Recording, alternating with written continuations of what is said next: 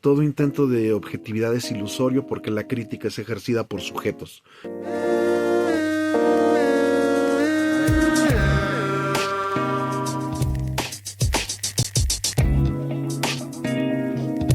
La crítica de la ciencia ficción mexicana es posible y es necesaria, pero siempre considerando contextos y matices.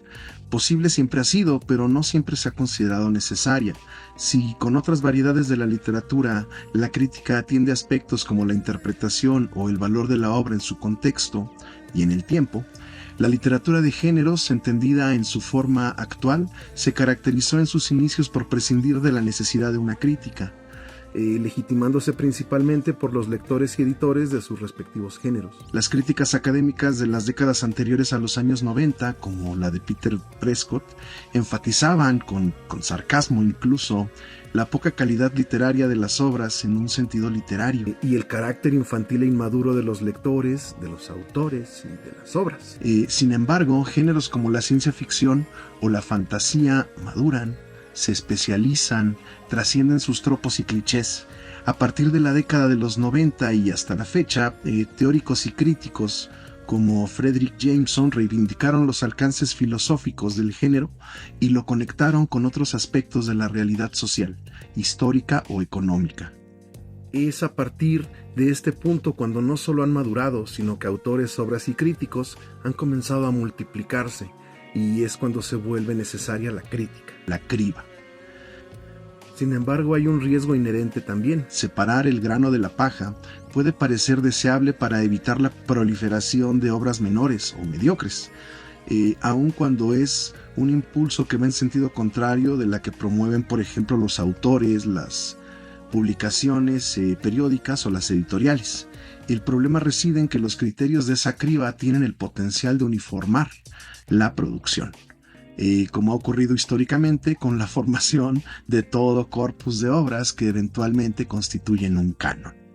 Todo ejercicio crítico tiene siempre esos dos filos. Entonces, a la pregunta de si es posible o necesaria la crítica de la ciencia ficción mexicana, también habría que preguntarnos desde qué criterios es deseable que sea ejercida.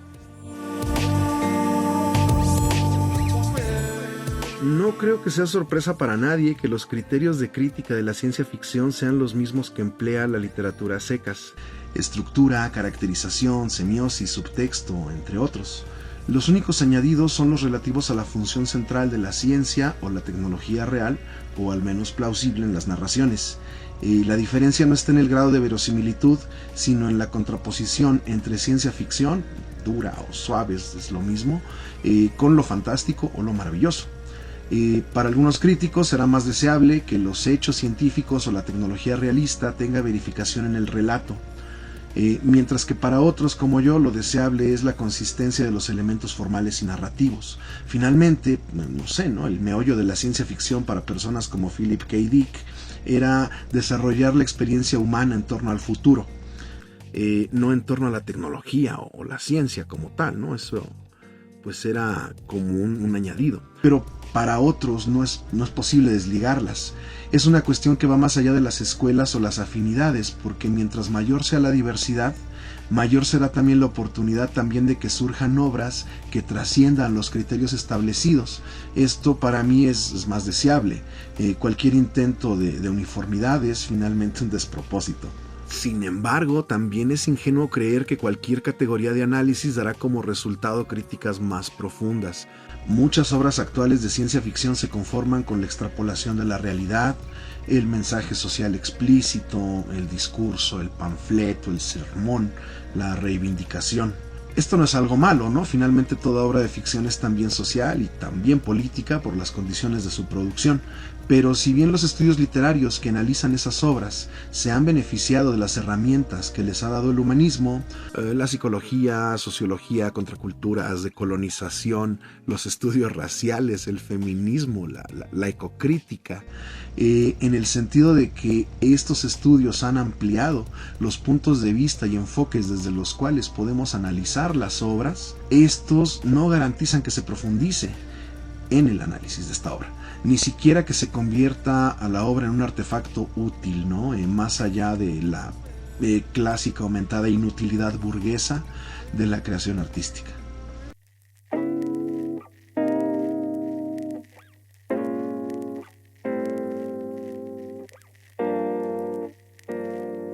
He sido jurado un par de veces, una en un premio literario convencional y otra en un concurso de ciencia ficción. También dictamino y edito los textos que se publican en Espejo mediante revista. El primer impulso de quien ingenuamente desea realizar un dictamen objetivo es establecer una rúbrica, darle un nivel de desempeño a la originalidad, a la ortografía, a la sintaxis y el realismo científico. Pero como pedagogo y docente hablo con autoridad cuando digo que las rúbricas son la peor forma de valorar cualquier cosa, en particular un texto, ya que suelen tener criterios bien amplios y la mayoría de las veces arbitrarios. La naturaleza esquiva y viscosa de las buenas narraciones suele colarse entre los puntos ciegos de los niveles de desempeño.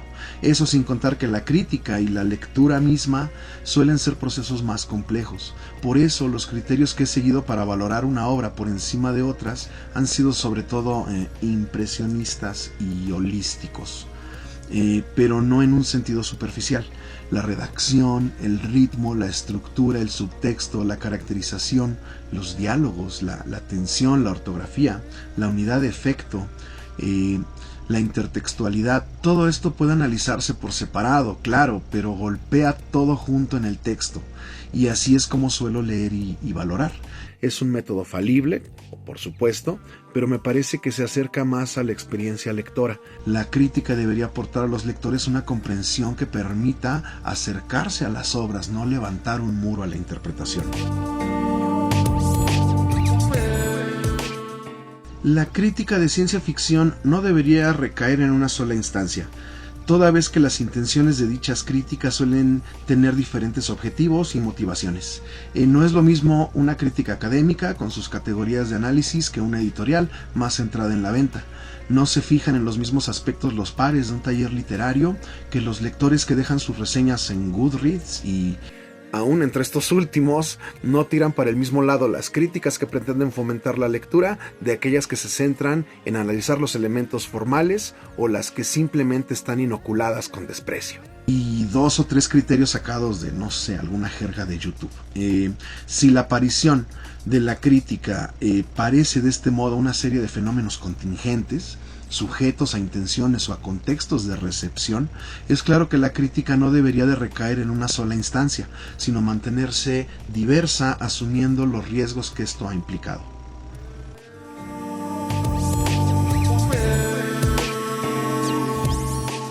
La creación y la crítica son funciones complementarias que pueden o no ser ejercidas por la misma persona. El crítico precisa interpretar las obras y éstas enriquecen a su vez de esa interpretación.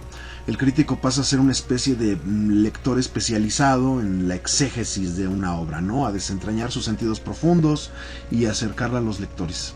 En mi caso no concibo la creación sin la crítica, pues ha sido gracias a ella que entiendo aspectos como la estructura o la caracterización o la diferencia entre unidad de efecto, de motivo y de tema, por decir. Pero existen diferencias importantes entre la crítica, la autocrítica, la consideración de elementos críticos en el ejercicio literario y el propio pensamiento crítico que uno tiene, ¿no? Que tanto, por ejemplo, este último ha adquirido mucho valor, incluso en la educación pública en recientes fechas. De nuevo, no se ejerce con la misma intención ni en un mismo momento. ¿Es deseable que los autores sean críticos con su obra? Por supuesto. O también que la escriban teniendo en mente las herramientas de análisis, pero tampoco es algo indispensable.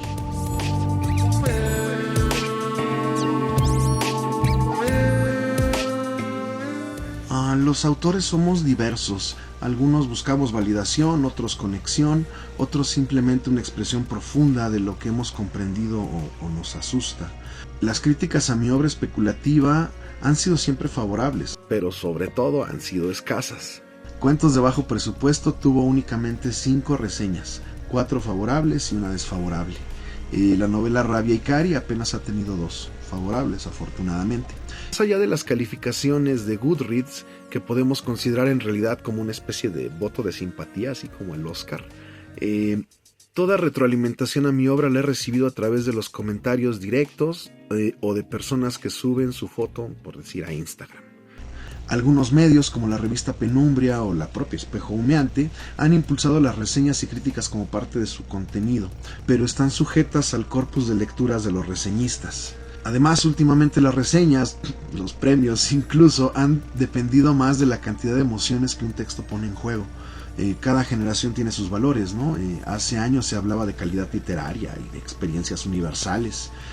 Hoy hay quienes desean que la obra simplemente los haga llorar, o que los personajes les importen, o que haya un mensaje social o una postura moral incluso, y hay a quienes les basta con que se trate de la obra de un amigo.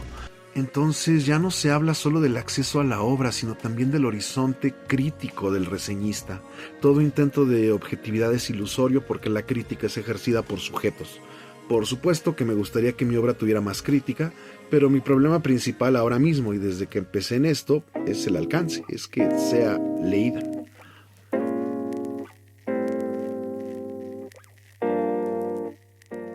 En cualquier lectura, sea de ciencia ficción, no mimética o realista, me interesan las historias que presenten un lenguaje contundente, claro, preciso, pero también atrapante e imaginativo. El lenguaje es fundamental para mí. Me interesan también las obras bien estructuradas, con personajes bien caracterizados, complejos y que cumplan con algún arco.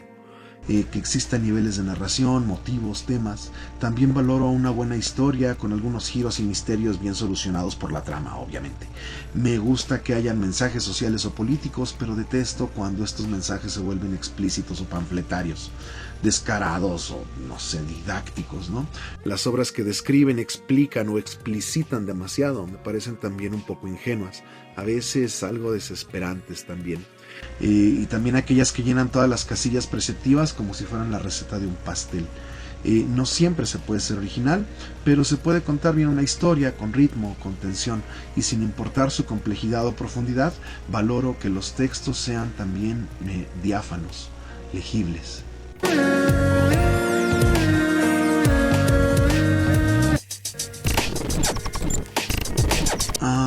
Pues no me decido por un solo autor, pero me interesa conocer la opinión de algunos.